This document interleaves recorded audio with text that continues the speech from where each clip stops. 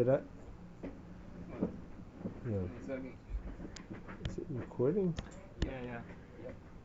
Yeah, it's recording. But It's hello. Okay. it's recording. Uh, yeah. I'm going to start with proof that one-dimensional steady-state adiabatic flow is impossible, unless it's trivial. All right. Proof is that the momentum flux is given by rho plus p plus rho u squared, and rho u is constant by hypothesis because that's the mass flux. Can I turn this So a bit? yeah, of course. Sorry. So if rho u is constant, can p plus rho u squared also be constant? Well, if p is proportional to rho to the gamma, You're talking about the cross shock wave. I'm talking about one-dimensional Momental flow. steady-state flow, and I'm proving that it's impossible. If p obeys some function of rho, it's rho to the gamma, then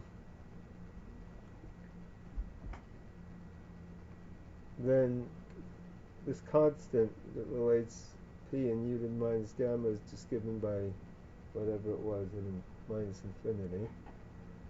And that means that this is equal to a constant if there's steady state. What's C1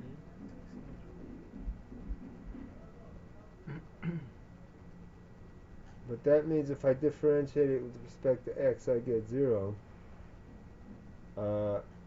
And if u is changing, this can't be 0 unless gamma is equal to minus 1, which it isn't because p has to increase with rho.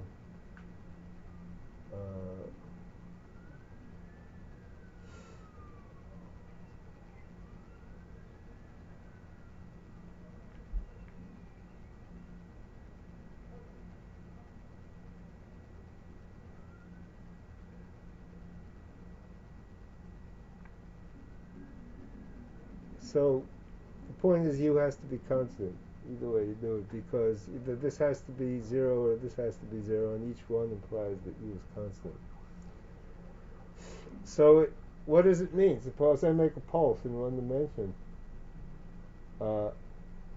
If the pulse reached some kind of steady state, I could just go into the frame of reference in the pulse, and I would see one-dimensional. I'd see a solitron. I'd see one-dimensional steady flow. But that doesn't happen. It happens in other systems, which are dispersive, but it does not happen with sound waves because I just proved that it can't. And if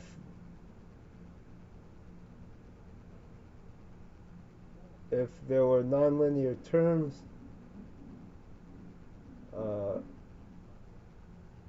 in somewhere, then maybe I could find some other solution to the analog of this equation.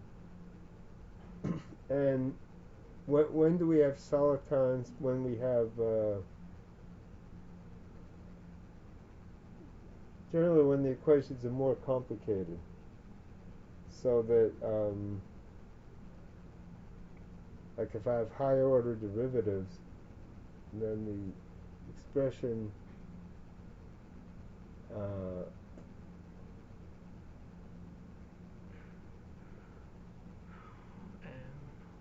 if I have higher order derivatives, Or you need nonlinearity? yeah, well,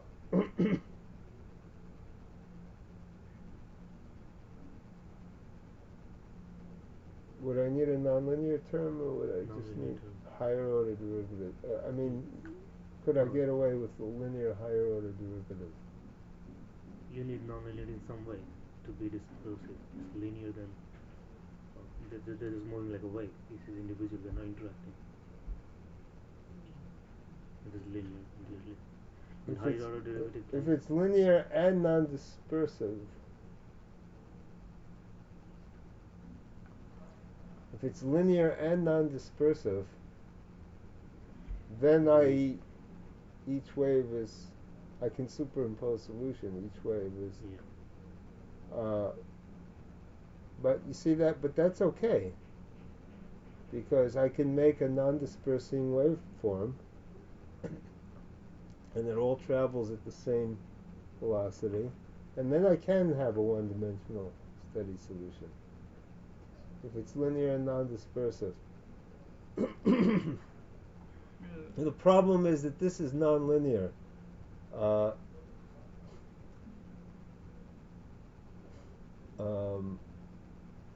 Inside the pulse, if U has changed and the pressure has changed,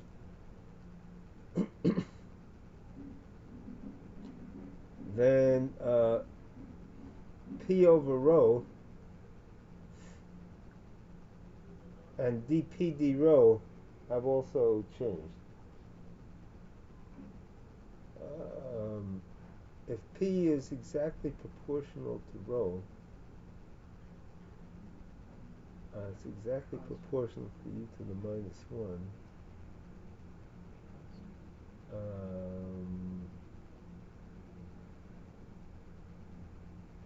No,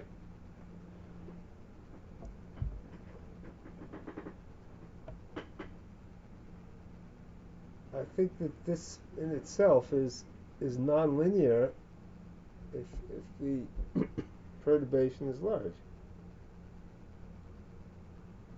That's why steady flow is impossible here. It's because of the nonlinearities.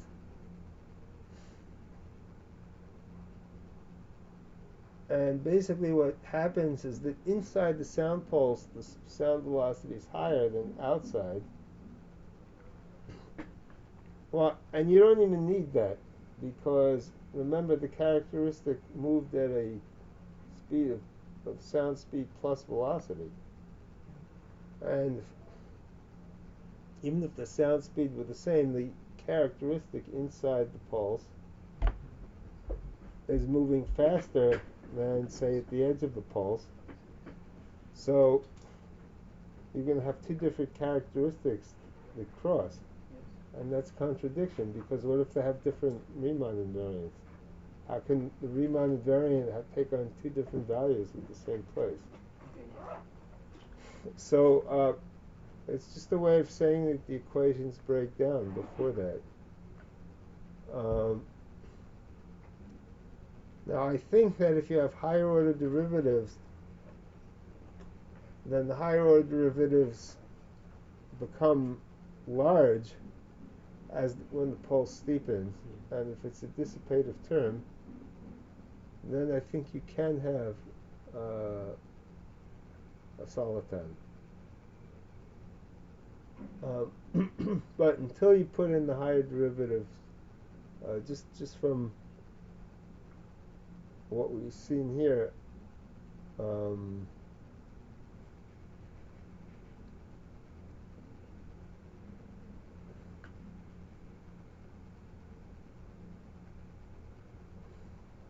just from what we've seen here, the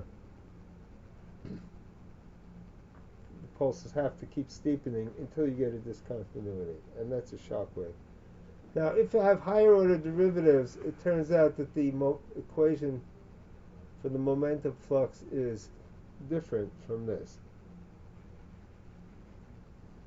Now, you should not believe that so quickly, even though I just said it, because if we go back to the derivation of the momentum flux, this was exact. I did a kinetic derivation of momentum flux, and there's no question that the momentum flux is this. mv times v. I don't care how many derivatives I put in the fluid equation. This is not fluid. This is basic stuff. And then when I redefined variables, I got that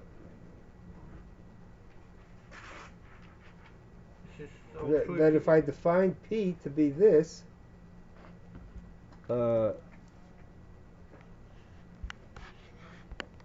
and again, this is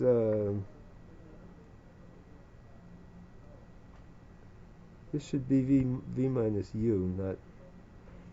How did that happen?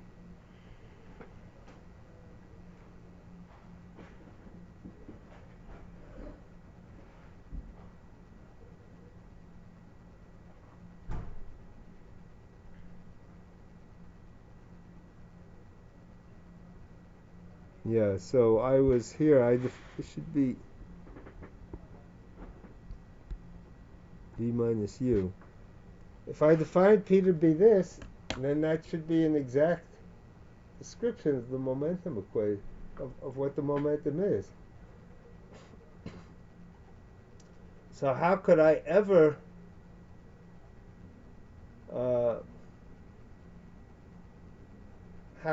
come back to you now and say that this is not the momentum flux? Because you have their integral equations. Maybe somewhere there's discontinuities or something that finally you cannot, which does not make sense, and you can't derive it. You can derive this equation. All the integrals and all this that you have there, it assumes that all these functions inside are okay mathematically. No, but they were okay because I had. That's what you assume. I had p was equal to integral of m v minus u squared vf.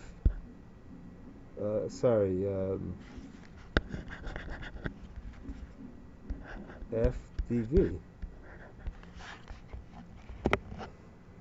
And okay,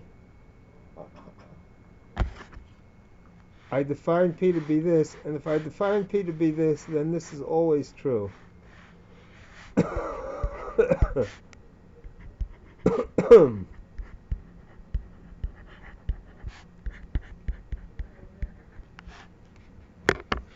So what's wrong? What's wrong with this proof? If suppose I put in viscosity, and viscosity makes dissipation, that gives me a shock wave in one dimension. What part of this proof is not correct? Okay, the part that's not correct is that it's adiabatic. If I put in higher order derivatives, I'm really describing a dissipative process. And it's no longer true that ds is 0. I got this equation by assuming ds was 0. And when did I do that? If we go back,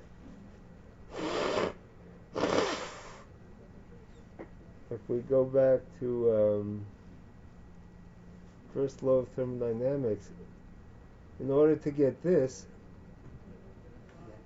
and this was well defined, it was just the number of degrees of freedom, then I assumed ds was 0. And fluid equations have higher order derivatives.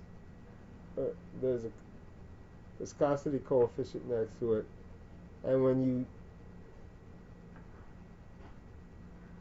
you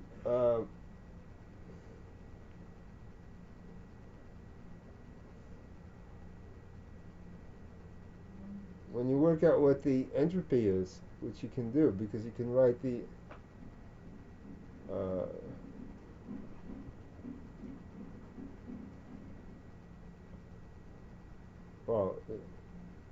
let's say you can solve the equation, then you can find out all the fluid quantities that you need to know, and you find that the entropy is increased. Uh, Now, how do I know that's always true? I didn't actually do the calculation. Um, it's because of something very basic that you need to understand. I also swindled you in a different way. Note that I treated P as a single quantity. P is a number, and in order to assume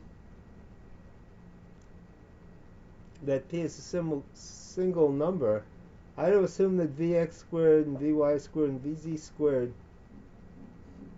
on the average were all the same. And that's why I was able to count degrees of freedom and just multiply by the number of degrees of freedom. And the adiabatic index basically just depended on... Yeah, space is isotropic, so we can. That's right. That's right. Now, if the fluid were isotropic, that's all I needed here.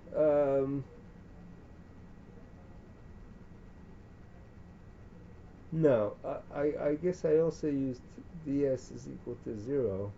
It doesn't have to isotrope the total energy in every degree of freedom is same anyway, even if V is Yeah, small. if the total energy, it didn't have to be isotropic. It comes If from the thermodynamics, like half kT in every degree of if, freedom. if No, for doing that probably. no, only in equilibrium. If it's Yeah. not in equilibrium, then I don't have equal amounts of energy in every mode.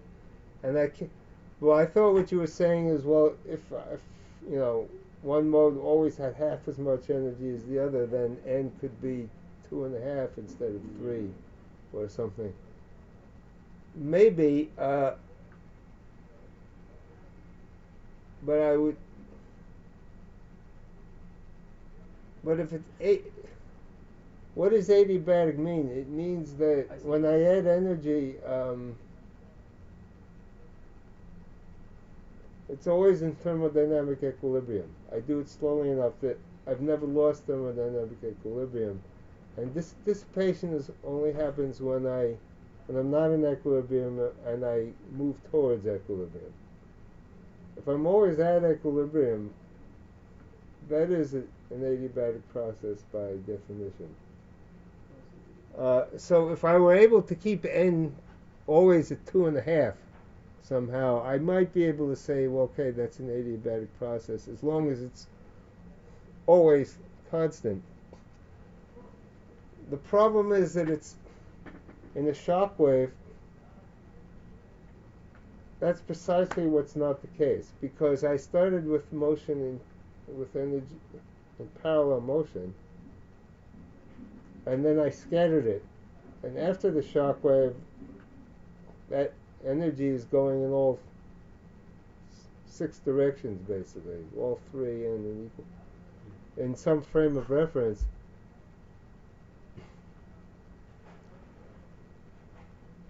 So the point is that n changed, and gamma did not have one particular value. And if I'm allowed to change gamma, then that proof goes away.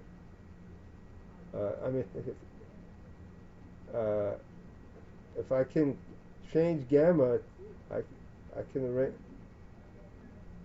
I could arrange for this to be 0, even when u is not 0.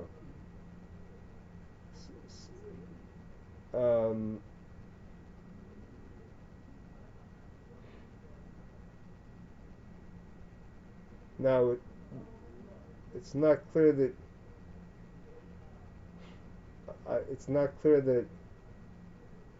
I could always do that, because gamma would have to vary in just such a way that you varied. But let's understand it even better. If this is exactly true, but strictly speaking,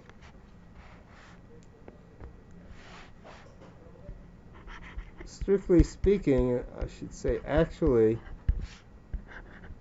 it's pxx that's equal to mvxx minus u squared f dvx. Because remember, when I did this proof, I was speaking only in one dimension. And in one dimension, it's true. It's always true. It's always true that the momentum flux is equal to pxx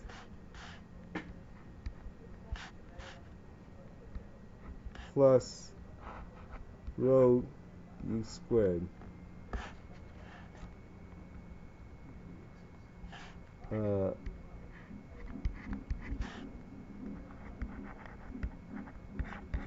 So this is constant, but the relation between the energy content and pxx is not necessarily constant because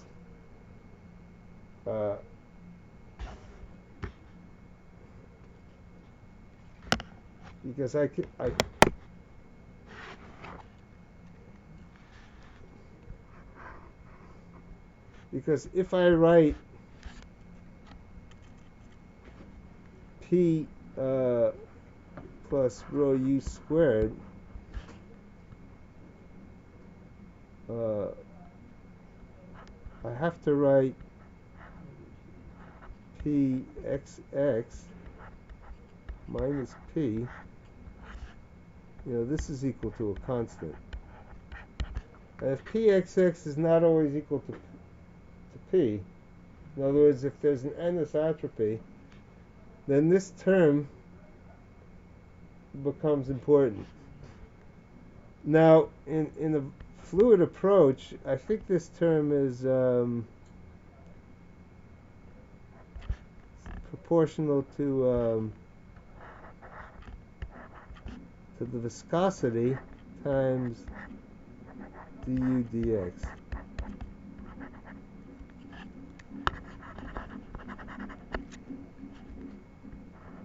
And here nu really is a nu because it's viscosity.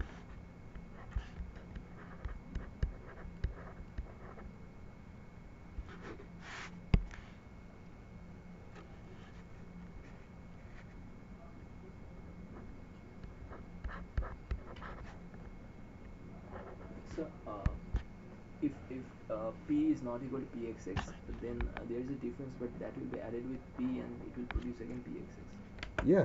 Yeah. This is the same. This is the same as this, right? We're just adding and subtracting P.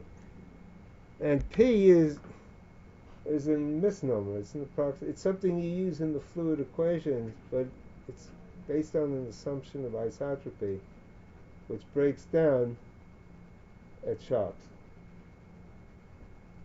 So the best way, I was once at Santa Barbara at one of these long-term workshops they had there on shock waves, and we were explaining to the director and to the other members what our workshop is about, and the non-astrophysicists did know about viscosity. They knew that shocks had something to do with viscosity, and that it's the viscous dissipation that generates heat behind the shock. And everybody said we're studying, the mechanisms of viscosity. We're trying to understand what viscosity is in the collisionless plasma. And I got tired of hearing this, and I just said, look, we're trying to understand viscosity by not using the word viscosity. And everybody got the point, and that ended the discussion. And it's a general principle in life that if you want to understand the meaning of any word, just drop it from your vocabulary. But so I don't like talking about shocks in terms of fluid and viscous dissipation, because that's just an like when doctors uh, make up a name for some disease. Like if your appendix hurts, they say, well, it's appendicitis. You know, and if you have a stuffed nose, they say, well, it's rhinitis.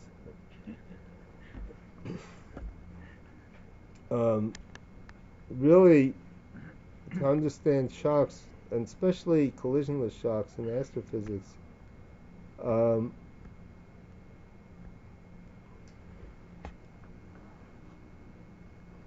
you have to just look at it at the kinetic level and understand what the particles are doing as particles, not as a fluid. Now, there are some things you can say about shocks without having any understanding of how they work. And one thing is the jump conditions. Assuming fluid concepts like isotropic pressure behind the shock, you say if I go, say, far enough downstream of the shock, the particles will have isotropies and everything will be in thermodynamic equilibrium, and I can describe momentum flux in terms of P plus rho u squared. So mass is still conserved.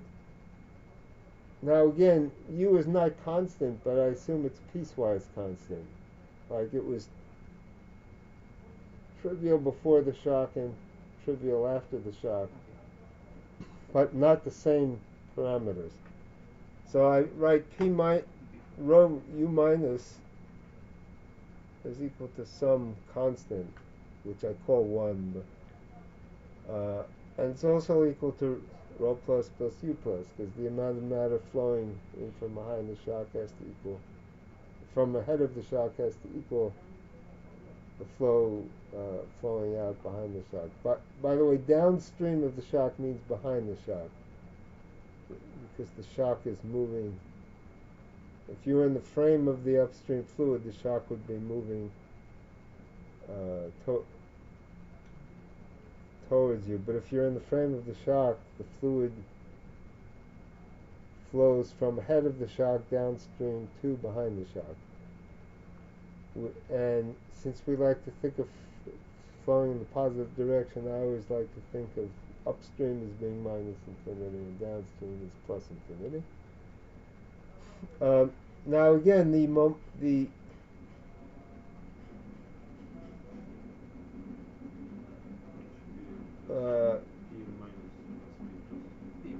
just a second, what's going on here?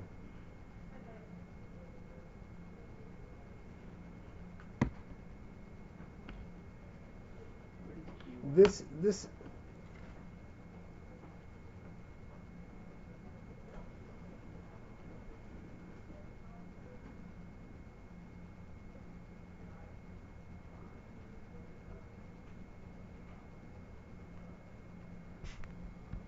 I'm defining rho minus v minus squared to be p minus. And this is p plus. For some reason, it's easy to do the algebra if you just break it up into two terms.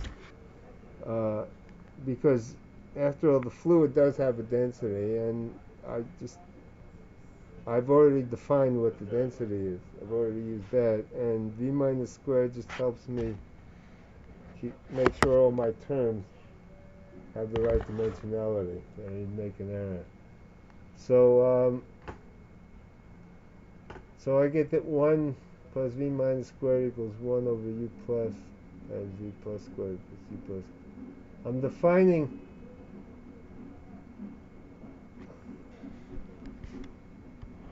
this should be rho minus and this should be rho plus. Sometimes I write 1 for minus and 2 for plus. Alright, so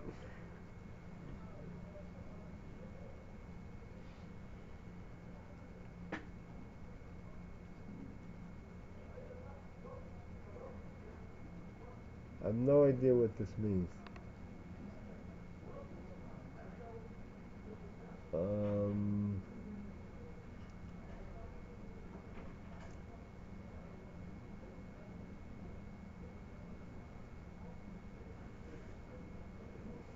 Now, for some reason,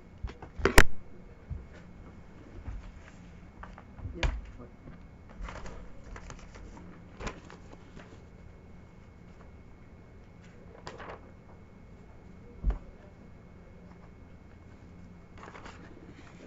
V minus square plus V minus square.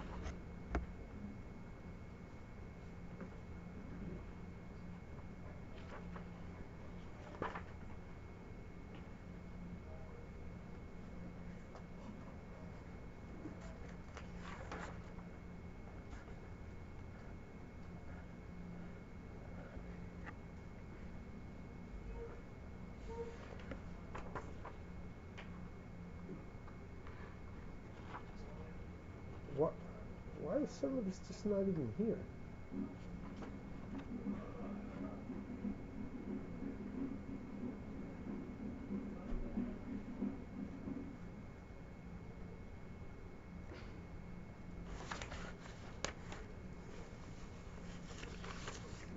All right, this was the moment. This was the.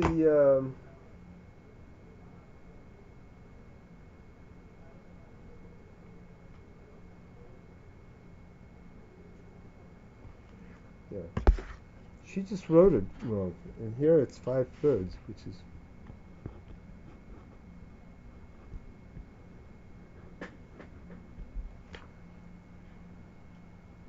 But how do you use it? What is V plus here? Alright, just Square root P plus. V plus squared is P plus over rho plus. Here's the definition. That's the definition of V plus squared, yeah. Now, this here is the energy equation. Because this is 1 over gamma. Wait, no, it's gamma over gamma minus 1.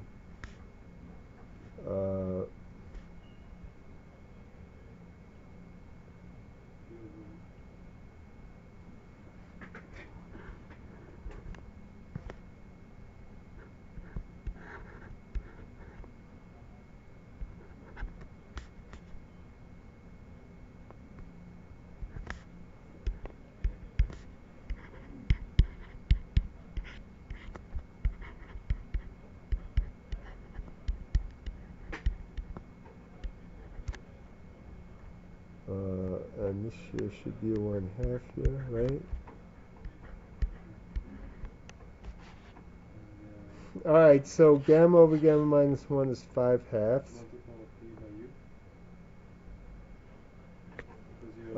Yes. Thank you. Yeah, so, I mean, so this third equation here is the energy equation. So this quantity remains constant. P plus rho is U squared, upstream and downstream. Yes. And why is it so? What? Why is it so? Because the momentum flux has to be the same, upstream and downstream. It's a steady solution. I still have to conserve mass, momentum, and energy. So Yes. the flux of those three quantities are the same ahead of the shock and behind the shock. Alright, so we eliminate V plus, namely the downstream pressure. And we do the algebra, and we solve for U plus in terms of V minus. That's all there is, because we eliminated V plus. We had 3 unknowns, namely rho plus, U plus, and V plus. But we had 3 equations, so we could solve for all the positive all the plus quantities and the minus quantities. And this is the solution. And notice that this is whatever v minus is, this is always a perfect square.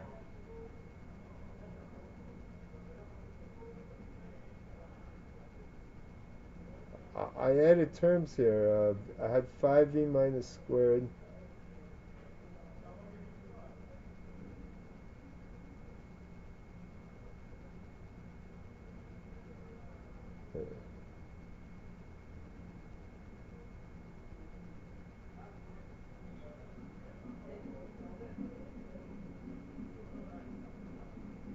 Well, should I go through the algebra?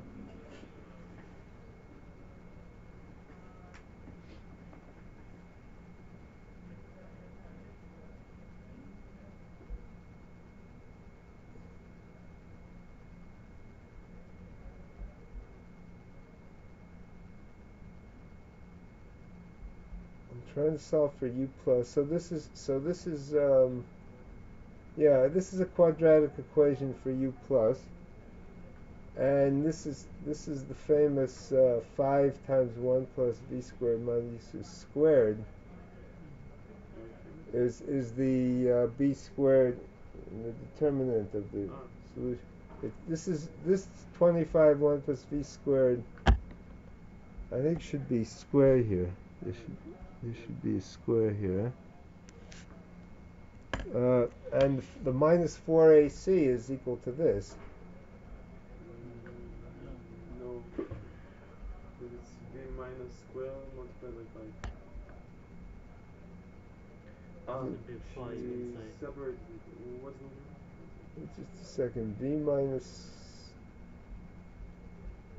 5v squared plus 1. yeah, 5v squared plus 1. Yeah, so why is it?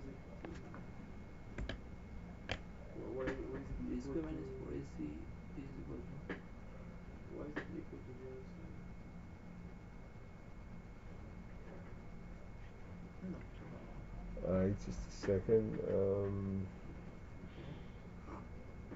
25. And it's v minus. Yeah. Uh, It's not coming up. You open this and then you see that this is equal to 5.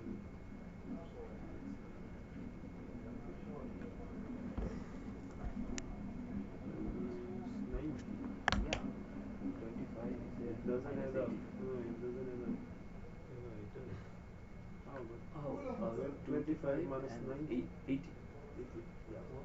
25 minus 80, 80. it's 55. Yeah, But not 5 square is 25. On the right hand side you have just a 25, second. Just 30. a second. 30v squared minus 30v squared. On the right hand side, Right? it's 3 times 5v squared times 2. Oh yes. It's v power 4. Our lecture Oh, is v yeah, power 4. yeah, oh, Added. yeah. So you have 25, so this is correct. 50. Minus 80. That's okay then. Yeah, so it's okay. Because it's 2v1 squared here, so it's V to the 50 fourth. and Yeah. 25v to the fourth. Yeah, it's okay. Okay, so no matter what v minus is, it's always a perfect square. Why is that? It's because we know it has to be, we know it has to have one real root. We know that u plus can always equal u minus. Now, one of the two solutions can always,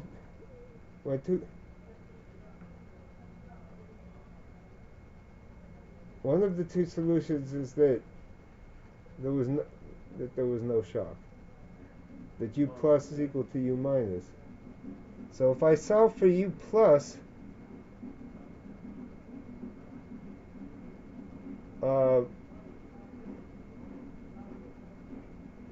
and remember, all this is normalized so that u minus is equal to 1. So one of the solutions for u plus has to equal 1. Yes. And that means that this square root had better be a perfect square. So that when I If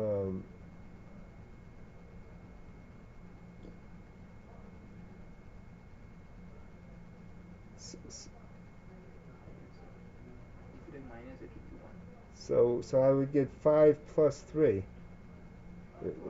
Yeah. And it's the other solution that I'm looking for. And I shouldn't have said non-physical, I should have said trivial.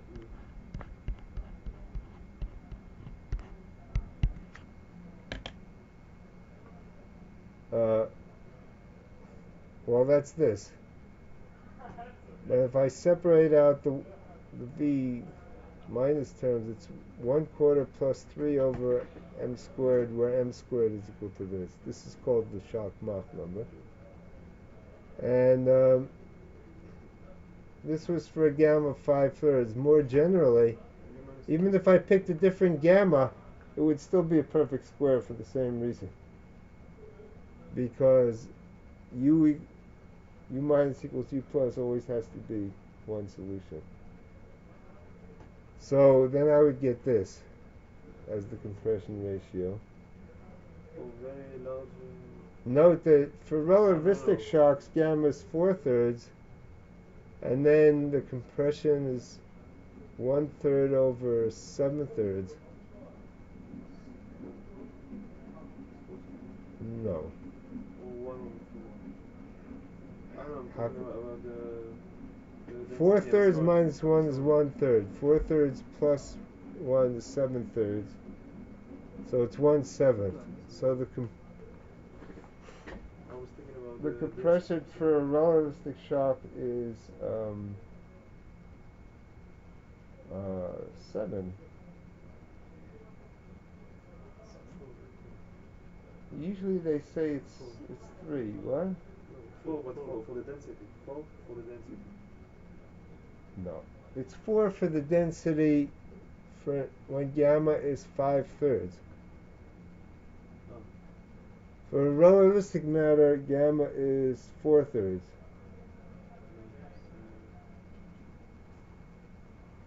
Um,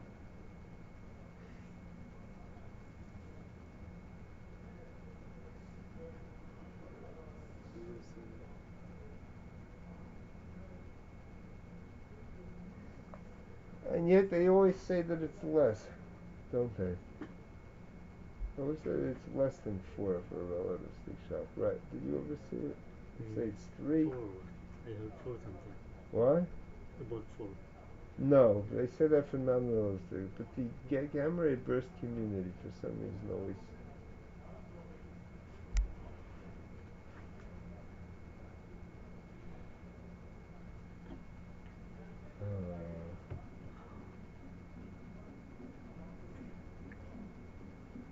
But I always thought that it was 7, because gamma is minus 4/3.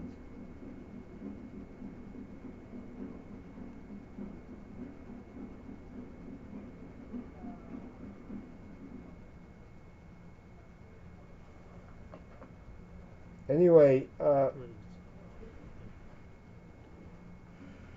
now let's talk about the roles of heat conductivity and viscosity. Suppose I stick with the fluid equations, which is not always a good idea. But in the energy equation, I add the possibility of heat flux, which I didn't before, because before I was only comparing upstream and downstream, where everything was in the limits, everything was steady, so there's no gradient, so there's no heat flux.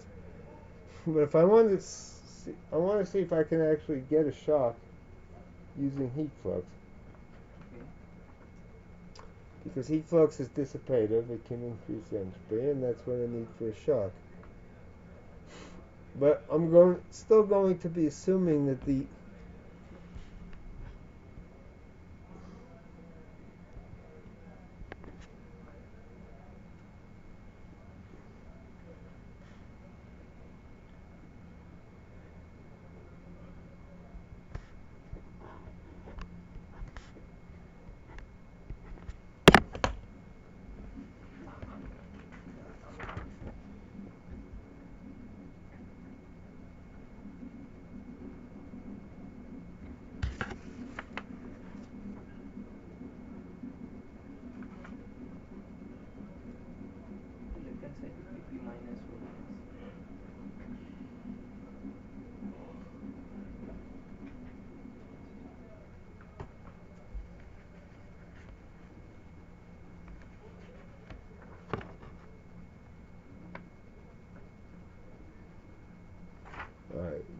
be my fault, but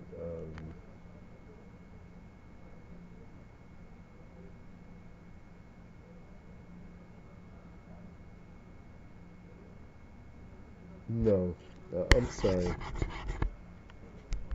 This is just rho u. This is p minus, and this is. In other words, this is the value of the momentum flux everywhere. On the left-hand side, I'm allowing u to vary because I want to see if I can find a continuous solution if I just allow heat flux. So the idea is that this h and u are not the values at minus infinity, but the whole expression is equal to the total energy flux at minus infinity. And h is just gamma over gamma minus 1 times, and I think there should be a u here.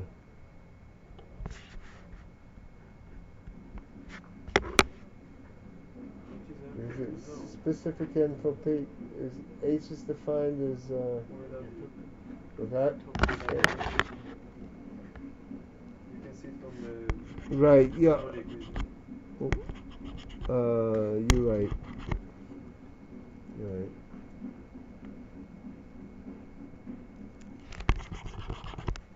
Okay.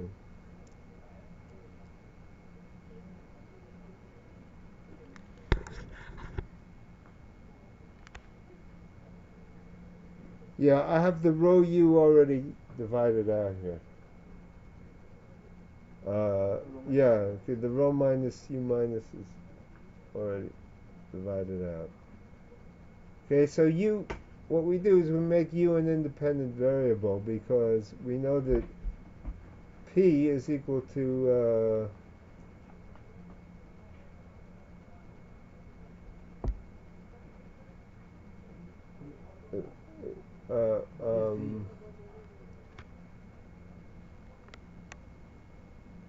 I think v should be u.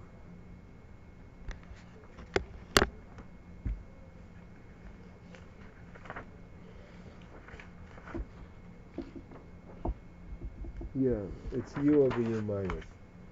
So it's the amount of, basically it's 1 over the amount of compression.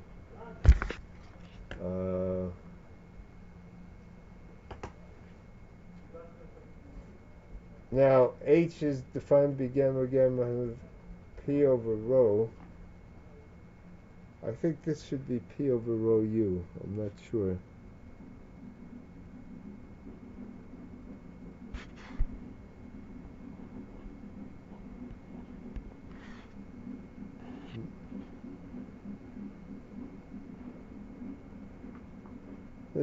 Yossi, were you sure there was no u here? Sure about it. H goes with u square over 2. About the other two. What? I'm sure about h going with u square over 2. I'm not sure about Is that the other term. is that h this h gamma by gamma minus 1 p by u, Look, or I have p gamma gamma minus 1 pu plus rho u times u squared over 2. Now, if I divide by rho u, then I'll get p over rho. So h is p, yeah, h is p over rho. Or the other two. Right, okay.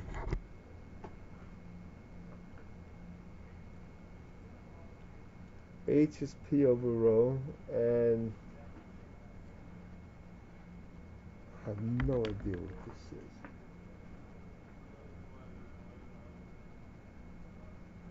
N is rho over mp.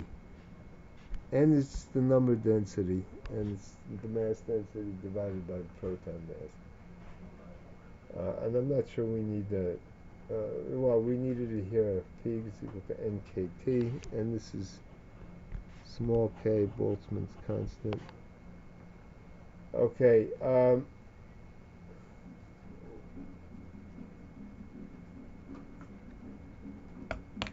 capital M is the Mach number. Capital N is the Mach number, and I think the left-hand side here is still P.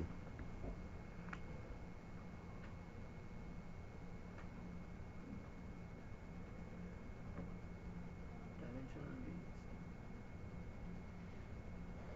Yeah, oh, it has dimension is No, but he defined rho multiplied by u is dimension, so there's no wrong with that. It's just a rho has dimension.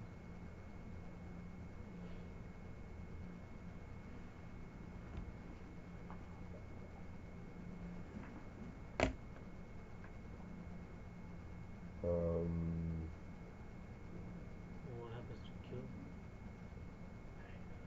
just a second.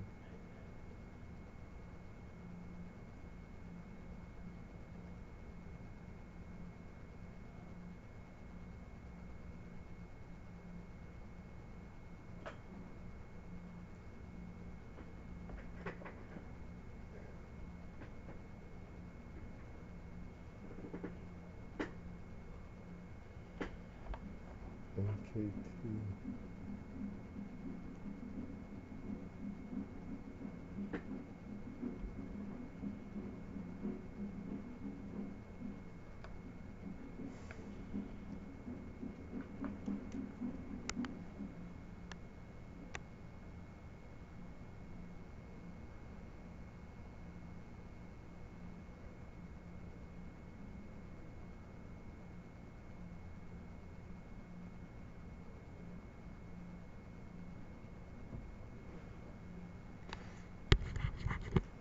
Alright, what is on the left-hand side here?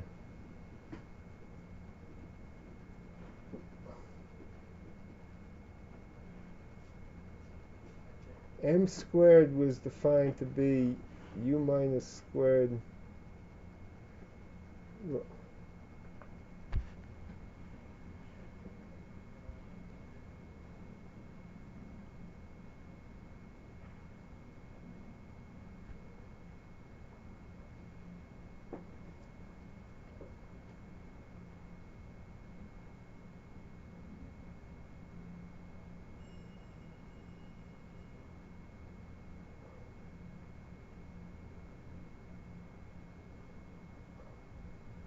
Alright, probably what I did here is I divided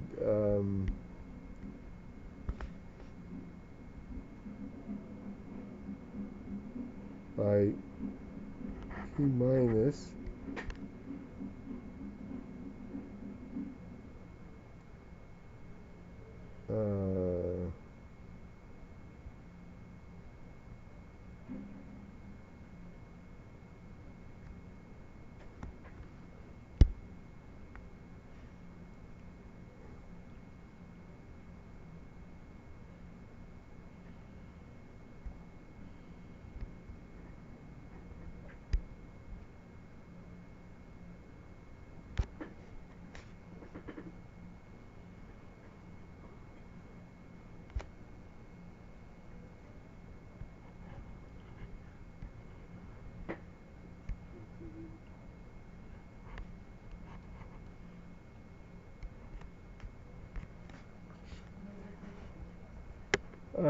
uh, alright,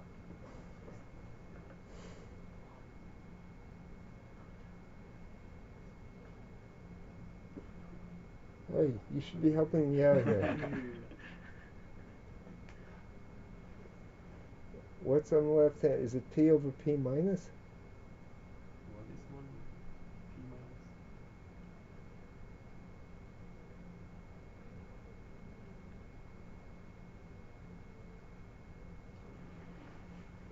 No.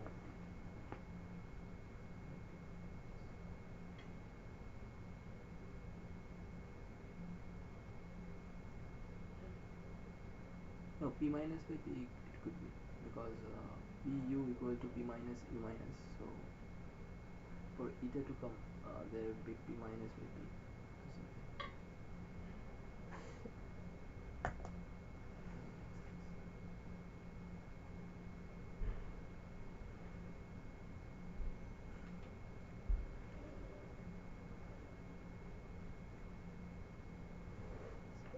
first of all, let me just remind myself, how is M defined?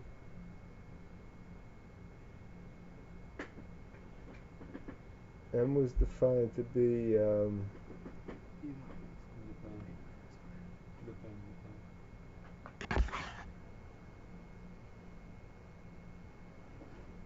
U minus squared over gamma V minus squared.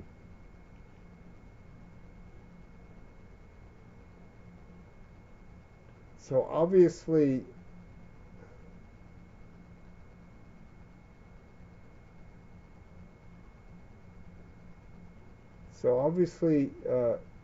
to go from here to here, It should be m squared. what? To go from U minus squared to M squared, I had to divide by p minus rho minus V minus squared.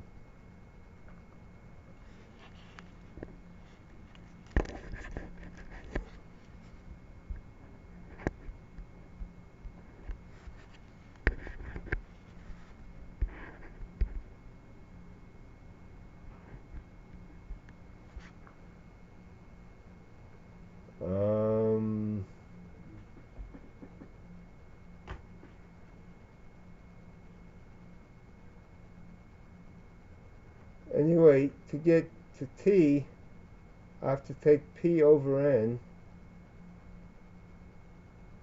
what is t0? T0 is the temperature, the original temperature. I think How is it T, coming?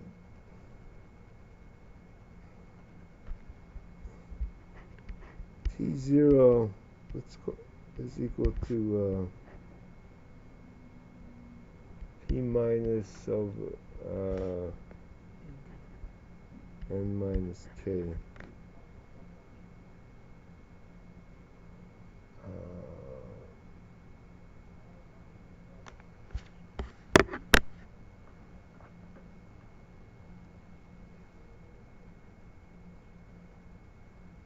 Anyway, I can't do all this algebra in my head. But why the third term is coming, sir? T by, eta minus that 1 by gamma m squared.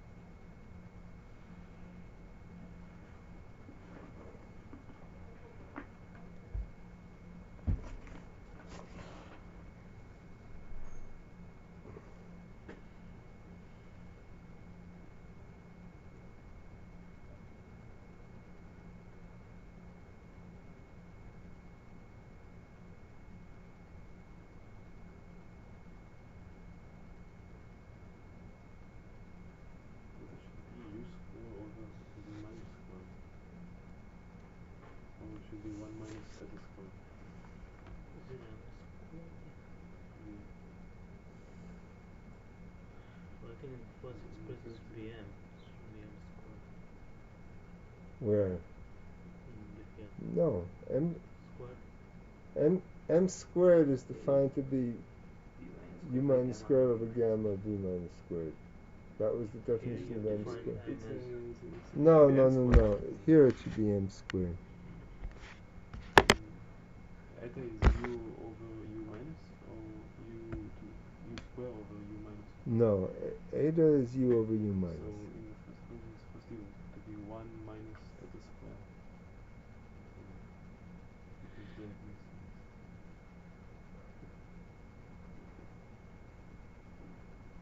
No, because rho U is a constant. Yeah.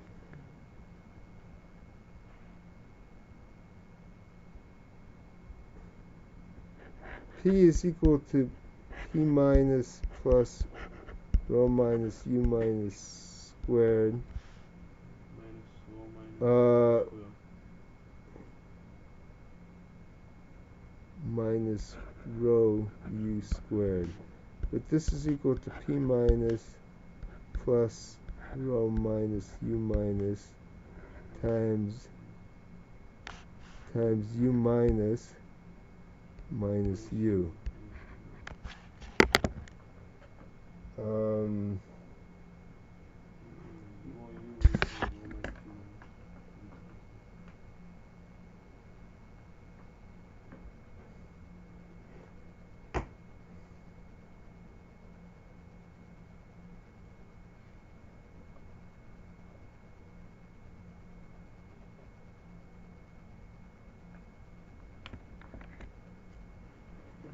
Then p right. minus s is equal to 1 plus n. This, Sorry. the point is, I'm using the momentum equation. The p minus is 1 plus something, not the difference. From there. Okay, P is this. okay. Well, before we do the algebra, let me just explain the general idea. This is the momentum equation. I'm writing P as this, nkt, but I'm still using the momentum equation. So nk, so this up here was nkt, and this here was n minus k t minus, and I'm pretty sure t naught should be t minus because it's the original t. We find also t. And then now t, uh, The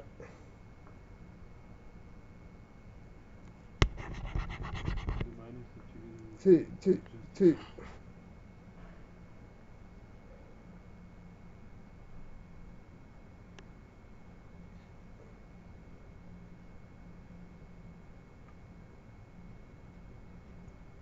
to, to get from p to t, I divided by n.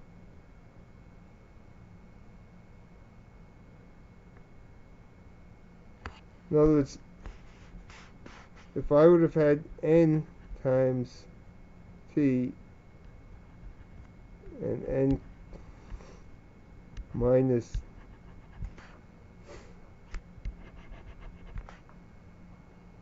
that would have been p, and then I would have had an eta here, but when I divide by n, it's the same as multiplying by u. Well, third term is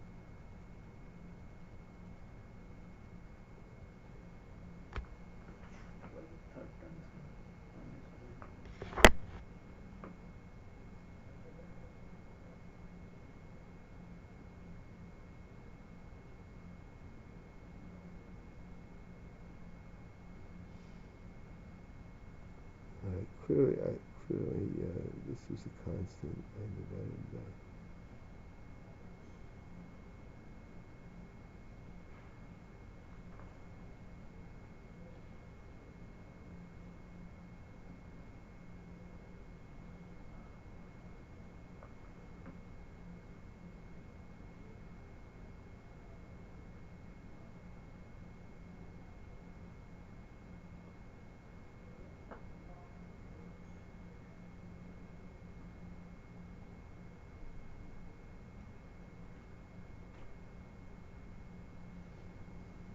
I think that this is just wrong.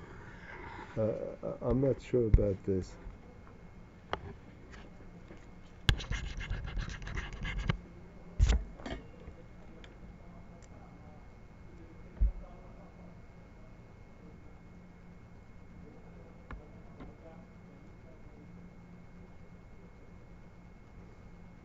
And I can't remember how I got this offhand.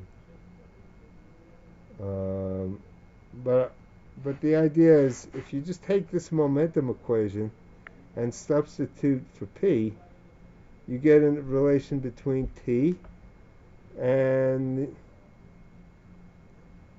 u, and therefore a relationship between t and eta. So I know that if I substitute this into here, I have to get an equation for t in terms of eta. And I assume if I did the algebra, it would come out to be this. And for homework, how about if you check it?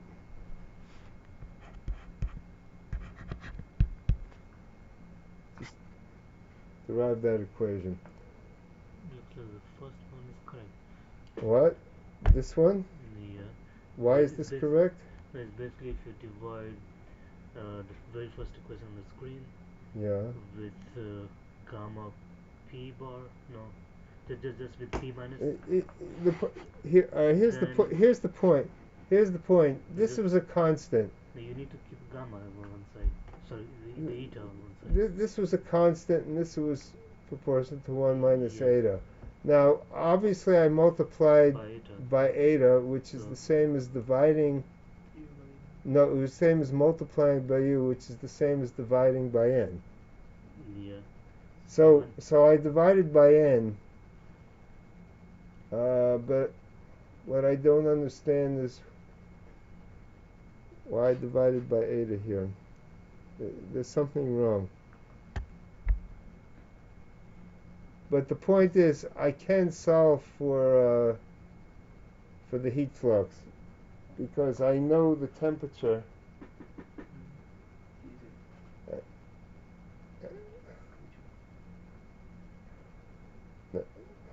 I could solve for the heat flux because I know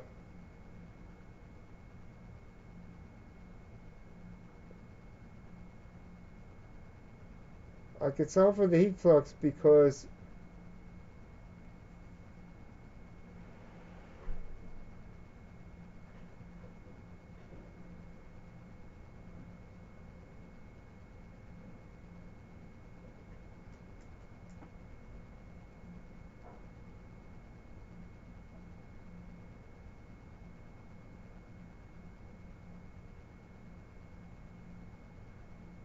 Here you because it, you need to know here p over p minus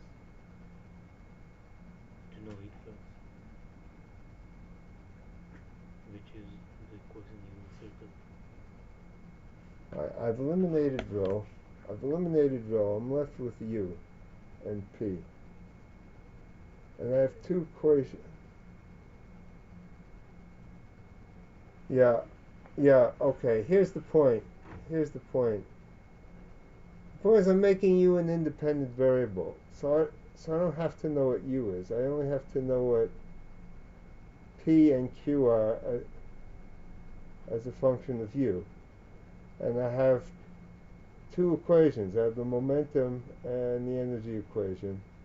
So I can solve for q.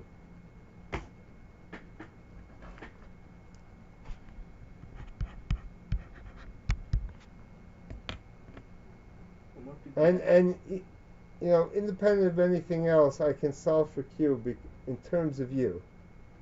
Remember, eta is still essentially the density, or equivalently 1 over u. And because of that, I can solve for p and q as functions of eta, period. Here I solve for p as a function of eta. I'm not even gonna try to decipher my notes. If I know p is a function of eta, then I know h is a function of eta, because I'm still assuming it's gamma over gamma minus 1 times p over rho. Oh, that's the point. It's this h is p over rho. Anyway, since I know what h is, and u is an independent variable, I can solve for q as a function of. No, h is equal to. What? H depends on p and u also, because it's p over rho, and rho depends on u. Because that's the entropy. Yossi, h is equal to p over rho, gamma p over gamma minus 1 rho. Yes or no?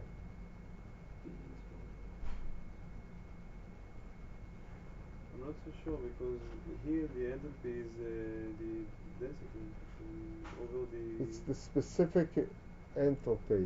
over H. Is it over equal to gamma over gamma minus 1 p over rho or not? We're assuming it is. So you can solve.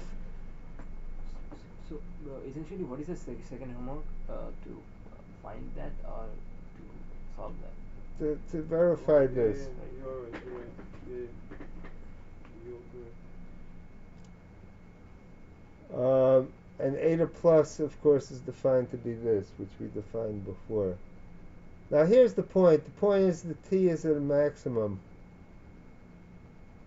I have an equation for t, which was just from the momentum equation. It's a maximum when the first derivative of this with respect to eta is equal to 0. And therefore, that defines what the value of eta is when t is a maximum.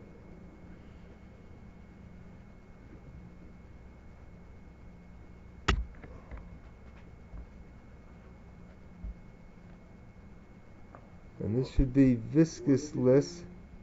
What is it in maximum temperature? And this should be 4. What? What is it in maximum temperature?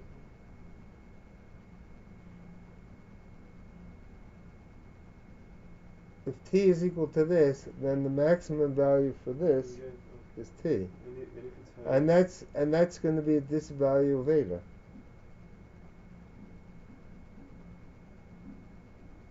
negative max, but if it's if the temperature is higher, it cannot be higher than that. What's the question? If the temperature is higher than the max, so it cannot be higher. For eta, for In order to solve the equations, this is the maximum temperature as a function, because the equation said this, and this has a maximum value for all eta. This is only a quadratic solution, a quadratic equation eta. When I differentiate with respect to eta, I get a linear equation eta. So there's only one value where it has the maximum, and that value is equal to this. that could be minimum also. We have to take the second derivative. Well, it could be a minimum, but it has at most one maximum. And it turns out. Now here's the problem. Suppose eta. Suppose the m is very big, then the maximum of the temperature is when eta is equal to 1/2, whereas actually So it is eta needs to get down to 1/4 for a high Mach number shock. So what happens between eta of 1/2 and 1/4? In other words, I'm going downstream. It means the temperature is decreasing, which means that the heat flux is in the opposite direction. But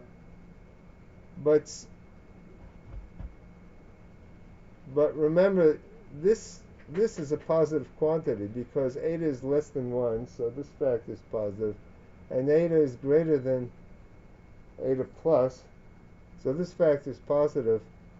So the heat flux can't change sign. So the point is, you will never get a solution. If m is too high, you will not get a solution for these equations. These equations simply have no solution for which q is, for which the sign of q depends on the sign of the temperature gradient. You just don't get enough dissipation to make a shock just from heat conduction. And so when m is too strong, and it turns out when it's equal to this,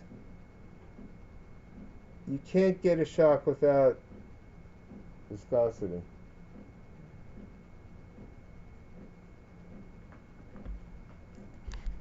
Okay, you got this. This is 4. And there's a maximum eta that you can get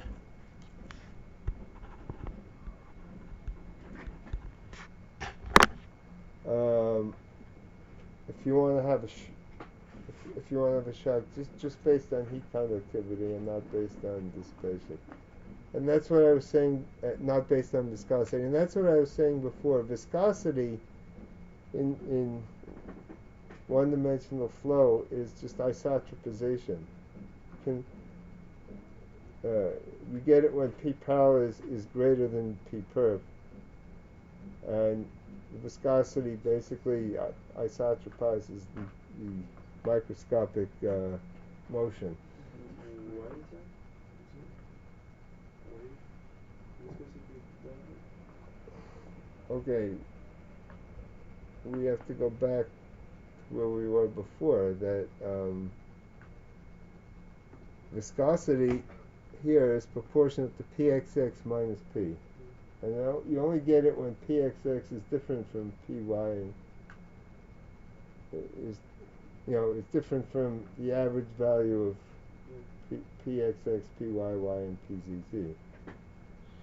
pzz. Now, in these equations, where we assume just heat conductivity, we assume that P was isotropic. And I'm saying you can get a shock just with heat conduction, but it's not enough for a high Mach number to actually work. It's not enough to work. And therefore you need viscosity. So now,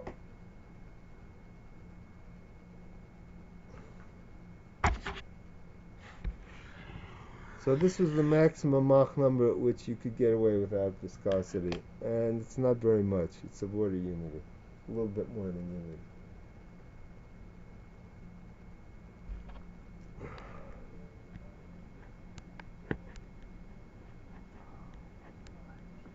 This is one-dimensional fluid.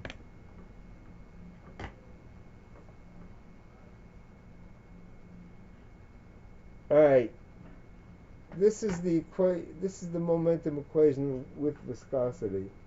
And as I said, I don't want to go into this very much. She doesn't know how to spell viscous.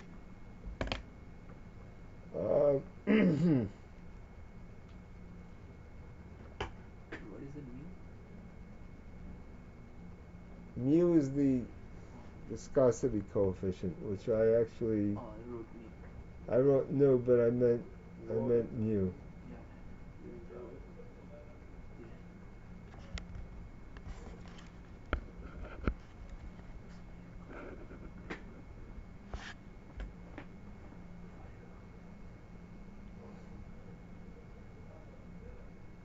Okay. Now here's the point. The point is, if you want to write, and I don't, but if you want to still use pressure and discuss strong shocks, then you would have to have a viscous term in here. And I think I wrote these notes before I understood what the physical meaning of this viscous term, but it's really just the difference between pxx and p.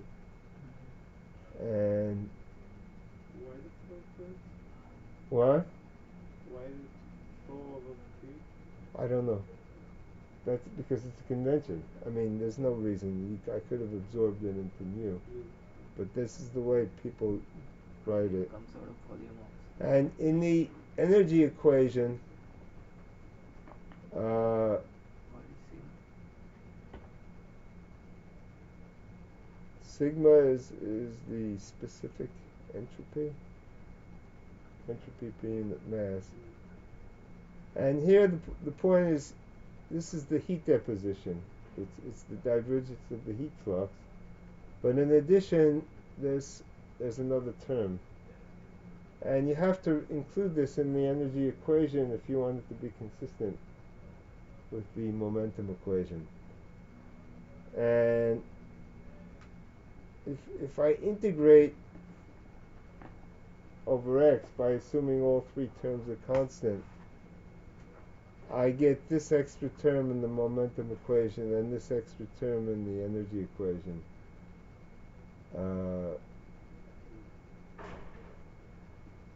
But as I say, I don't use that formalism because I've never seen it lead to any interesting physics. And here I notice because the pressure is not identical to pxx. Thus, viscosity can be interpreted as the isotropization of particle motion in the x direction into other dimensions.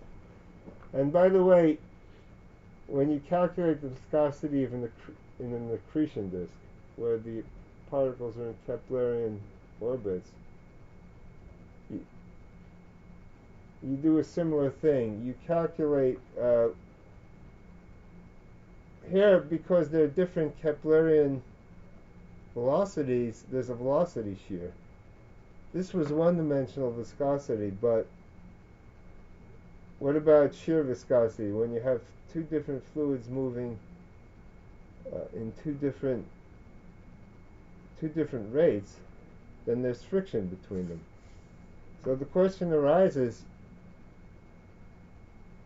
if I have an accretion disk where everything's moving at its own Keplerian velocity, I have a velocity shear. So do I get viscous dissipation?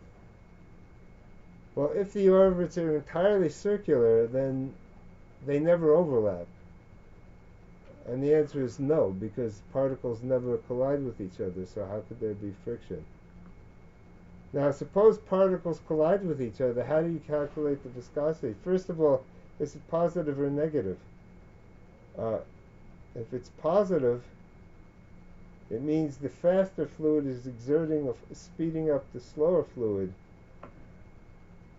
And that adds angular momentum to the slower fluid, but when you add angular momentum to a Keplerian ring, you just make it expand out. And so the question is, what is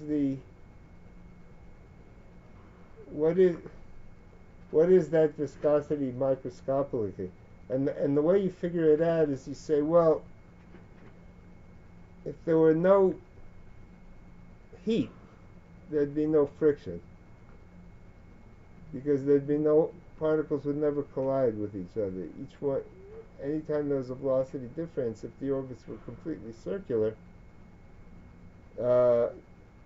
they would never overlap. They would never intersect, and particles could never collide.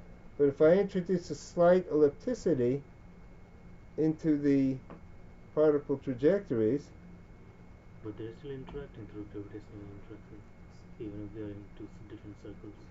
No, but we're not counting that. We're assuming the mass is the individual, rocks is very small. Ring, What? What is Kepler ring? It's a ring of microscopic particles moving in the Keplerian orbit around the central massive object. Okay, so now, in order to have viscosity between two adjacent Keplerian rings, you need motion. You need radial motion, which means that the orbits are not exactly circular. Now, it turns out that if you go into a rotating frame, Keplerian ring, and look at the epicycles, if you tweak something, if you put something in an elliptical orbit and you follow it in a co-rotating frame of a circular orbit, you see the object undergoing epicyclic motion. When it's outside, it's going slower in angle. That's Kepler's third law. And when it's inside, it's going faster than average. So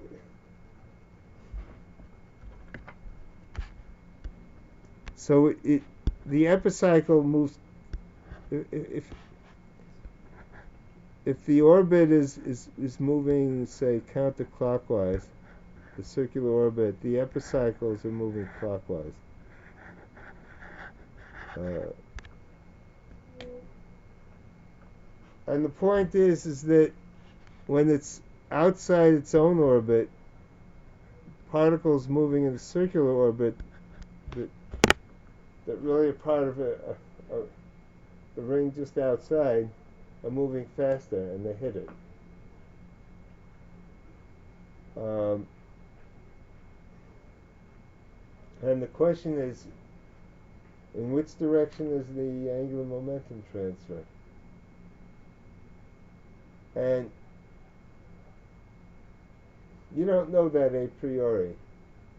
You can guess on thermodynamic grounds, but there is some there is some. I saw at least one paper in the literature that says maybe you can have negative viscosity because the faster particles are moving. The outer particles are moving faster than the inner particles when they happen to venture outside, and they should bump them up. And maybe the inner ring should gain angular momentum and the outer ring should lose it. So you don't know.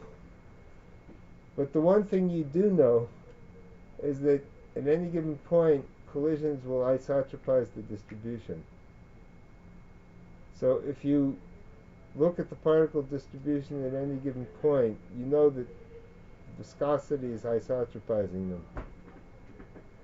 And the reason that viscosity is positive rather than negative is that when particles are moving in an epicycle, they don't have an isotropic velocity distribution. They tend to be more elongated in the radial direction. They have more radial motion than tangential motion in the rotating frame. And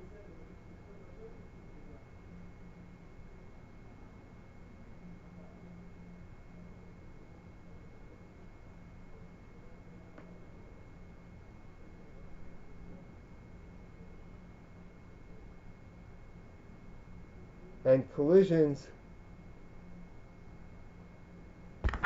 if you had a distribution function that looked like this in the rotating frame, the collisions would make it look more like this. Whereas the qualitative argument I gave you just before suggested that because the particles were moving slower, when they ventured outside, they'd have more negative tangential velocity, and the particles charged in faster would have higher. So it would look like it would seem like the velocity was stretched out. The velocity fluctuation was stretched out in the tangential direction. And if that were the case, then collisions would make it also more isotropic, but it would have the opposite effect of this. So when you calculate the viscosity for Keplerian rings, you have to remember that the epicyclic motion is not isotropic. I think, I'm about 90% sure that that's correct, because I've read some papers on it last year, and I think that's the case, but I haven't checked it in detail. What I'm trying to teach you is that viscosity is isotropization at the microscopic level of collisions. What time is it? 10 more minutes. Alright. You can see here that the student who typed this Yeah. was from physics. If you go down a bit, Yeah. you see dv equals 4 pi r. Where? A bit upper. Divergence of B is Can be, right? no. I mean, it's probably Yeah, the it's comparison. close. You can see right away it's Let's see what I wrote. I mean, sometimes I make a mistake. No, I wrote E. I wrote E and she wrote B. And Rahul, of course, never caught it. No, I think I remember changing this one at least. No, but anyway, row looks like 0, so Why? row looks like 0 and Memory mana potentially. No, but she didn't type 0. She typed row. 4 pi is 0. My theory is that you didn't give Arca the corrected version. Could be, yeah. But now he has better versions. What? Now the There are board more is corrections installed. now. Now there are more corrections. We did here in class. I mean, you have to do. You had done. No, but why did you give him the most correct version so I'll have less corrections to make? I'll check my folder again. Yeah, please do. It wouldn't be the first time that you didn't give the. I mean, you're supposed to check to make sure he gets the most recent version. Alright, anyway, what I'm about to do is MHD.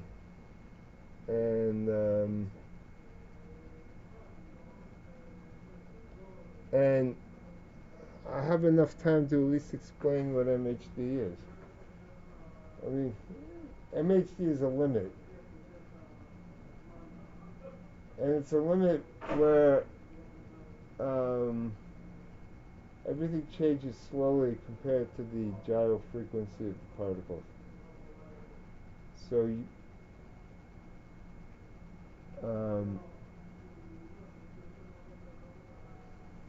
but there's another way to say it.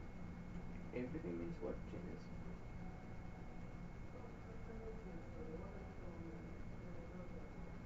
Alright, let me try to say it a different way. J is always equal to this.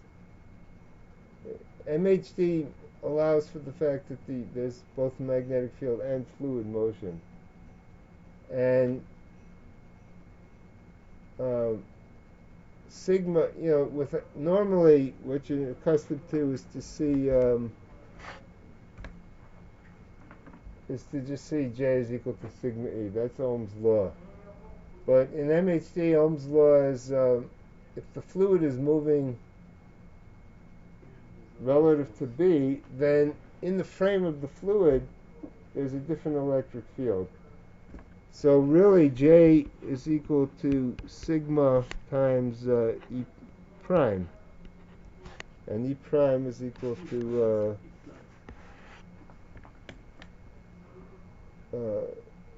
E in the lab frame plus So U is in it the U big by cross. C or U by C square?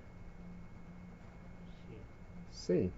Because B has the same units as E in CGS units, which is the only sensible way to do MHD. If B had different units from E, God help people who try to do it in one case.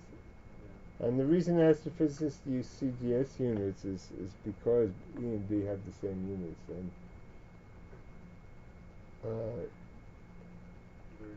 And that's not the only reason. But CGS units are just better. Pretty MKs is more latest. Okay. You still have Maxwell's equations, but it's Maxwell's equations plus Ohm's law. Now, equation 1 implies that the electric field is equal to U cross B plus J over sigma. But by Maxwell's equation, J is just the curl of B. In steady condition. I'm neglecting the displacement current. Yeah. Because that's what you do in Maxwell's equations. You assume that the ddt is small enough that you can neglect displacement current. That's the first consequence of it's being slow enough. Anyway, then you get this. Now here's the thing, if sigma is very big, then this term is small compared to this term. And that when you neglect this term, it's called ideal MHD, where you're assuming infinite conductivity.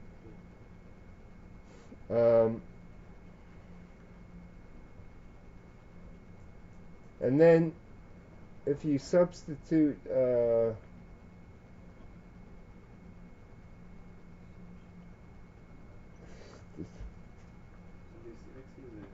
no, it's a cross.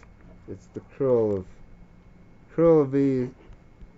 See, if once I neglect in ideal MHD, if I neglect this term, then E is equal to this, and curl of E is equal to the curl of this.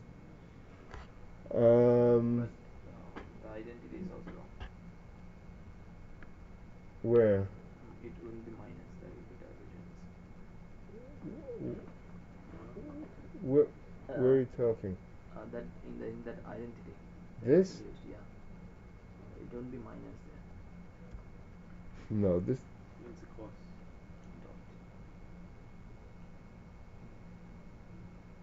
Dot. This is a dot. Yeah. Then it's No, not zero. It is. That's why this is just grad squared B, because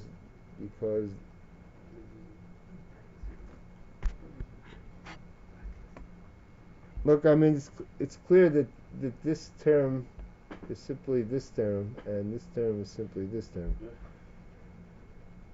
Yeah. Alright, so these are the equations for MHD, and for ideal MHD I would neglect this term. Why?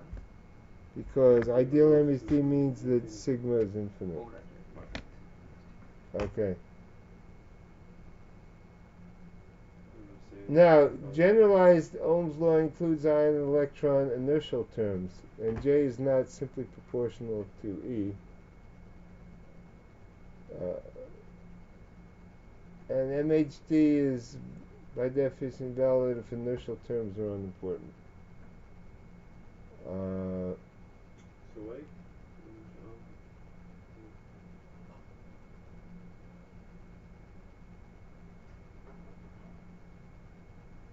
In other words, suppose I put an electric field and the current hasn't had time to flow yet because the particles have a certain inertia.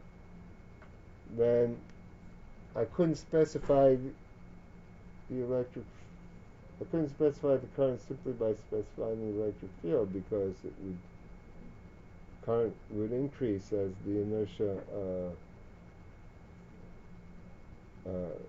was overcome by the electric field. But I would have to wait for a long time.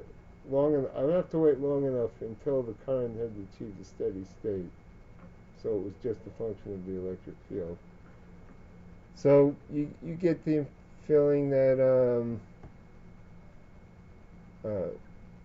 MHD is valid only if the inertial terms are unimportant. Perfect MHD, as I said before, sigma is infinite. And you can show, it's easy to show that this equation implies that the field lines are frozen into the field, which means that the Lagrangian derivative of any fluid ring is the Lagrangian derivative of the flux in any ring is equal to 0, which means the flux through the ring is conserved. One way to see it intuitively is just that if the conductivity is infinite, then you can't have a All field lines should be within.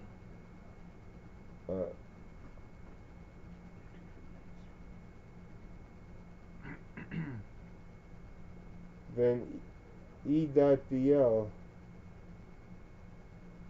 has to be 0, but that's not really.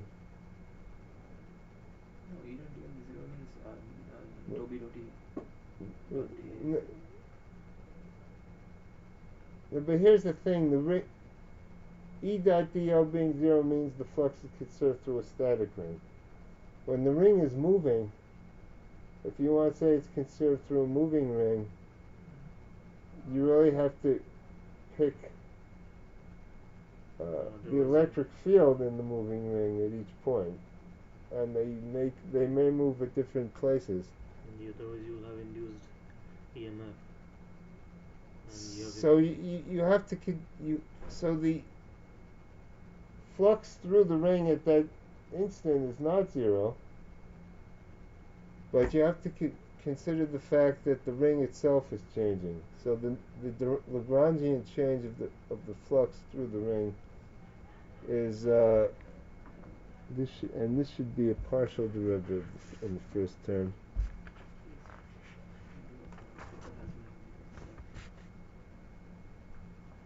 Yes. And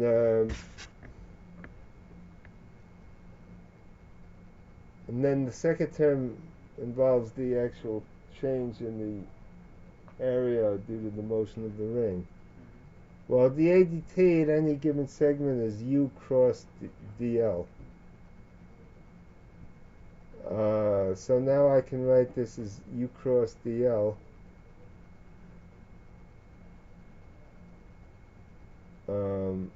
Now this dB dt is equal to the curl of E, right? So the curl of E dot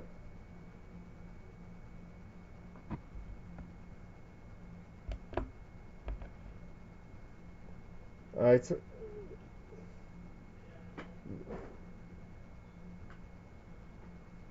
the curl of E dot dA is just E dot dl, and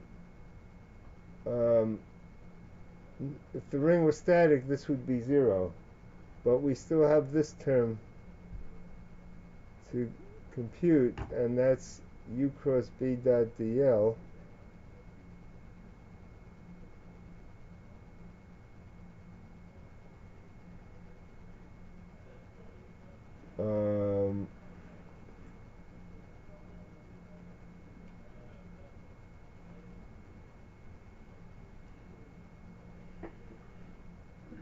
There is still a first one. Because A is U plus B.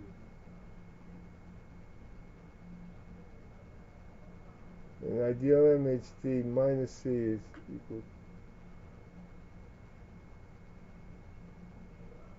minus C is equal to U cross B dot dl. And now you sum up the terms. And this was B dot U cross dl, but we know that B dot U cross dl is the same as U cross minus is the same weight B dot U cross dl is the same as U cross B dot dl with a minus sign. B cross U dot dl, which is minus U cross B dot dl. Okay. So this is equal to 0. But another way to look at it is to say that look at it from the particle's point of view. The particle is stuck on any given field line. The particles cannot move across field lines. And that's why the field is frozen into the fluid, because the particle is stuck on a field line, and one way to say it is because a particle that gyrates many times when the field moves has to drift in the frame where the electric field is 0. And in what frame is that? Well,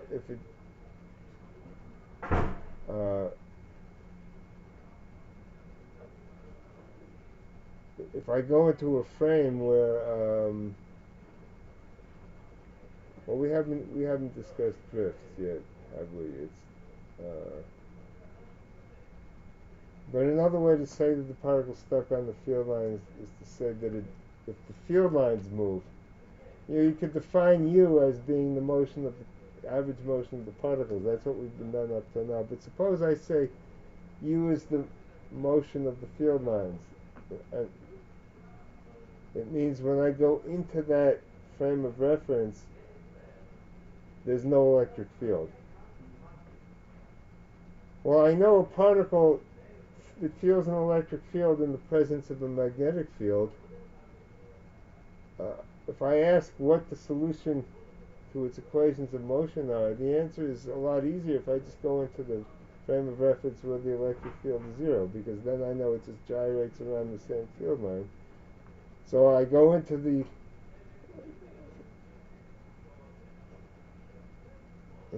frame in which the field line in which the electric field is zero, and that's just the motion of the field line.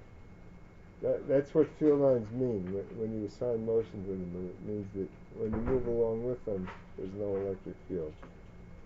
So you can think of the particle as gyrating, but in that frame. So it has to pick up enough velocity in that frame so that it continues gyrating on that field line. And that means that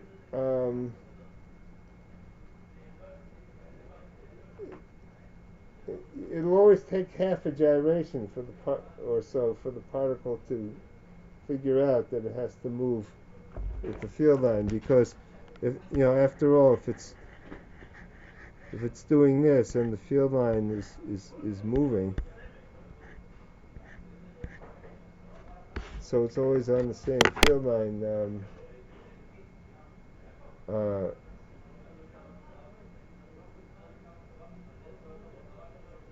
It wouldn't do that if the field line would change, if the direction of the field motion were changing faster than the particle gyro radius.